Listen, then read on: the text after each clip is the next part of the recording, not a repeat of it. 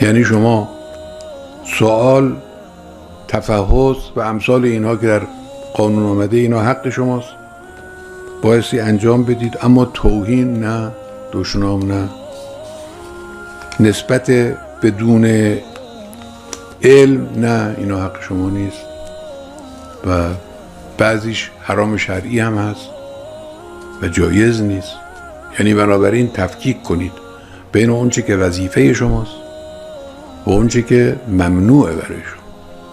شرع و قانون یه چیزایی رو به عنوان اینکه کارهای باید شما معین کرده، یه کارهای چیزایی رو به عنوان نباید شما معین کرده. هم به بایدها هم به نبایدها باز توجه بکنه. برخورد احساسی نباید کرد، برخورد غیر منطقی نباید کرد، برخورد متین، خردمندانه، قابل توجیه. گاهی هستش که شما حرف طرف مقابل رو 100% قبول ندارید، یعنی 100% رد میکنید، هیچ اشکالی نداره، لکن باید جوری نظر و همین رأی مخالف ادا بشه که کسی که از بیرون مجلس داره نگاه میکنه ببینه حق با شماست، یعنی با متانت و با خرد. مردم بله از شما توقع دارن که حق رو بیان کنید و حق رو دنبال بکنید، اما توقع ندارن که با هم مجادله کنید و گریبان یکدیگر رو بگیره.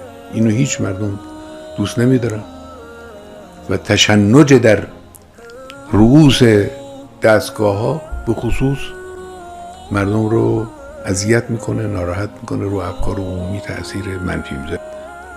خب این نشان دهنده این است که اینا به جد تصمیم گرفتن که همه امکانات تبلیغاتی خودشون رو هم وارد میدان کنن، علاوه بر امکانات اقتصادی امکانات اینجوری رو هم وارد میدان کنن. خب تو این شرایط تکلیف ما چیه؟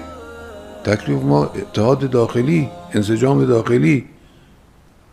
بله اختلاف سلیقه داریم، اختلاف نظر داریم، بعضی افرادمون ممکنه همدیگه رو قبول هم نداشته باشیم، اما در مقابل دشمن همه با هم دست به دست هم میدیم، یک حرف میزنیم، یک فریاد میکشیم، یک اقدام میکنیم، یک حرکت انجام میدیم.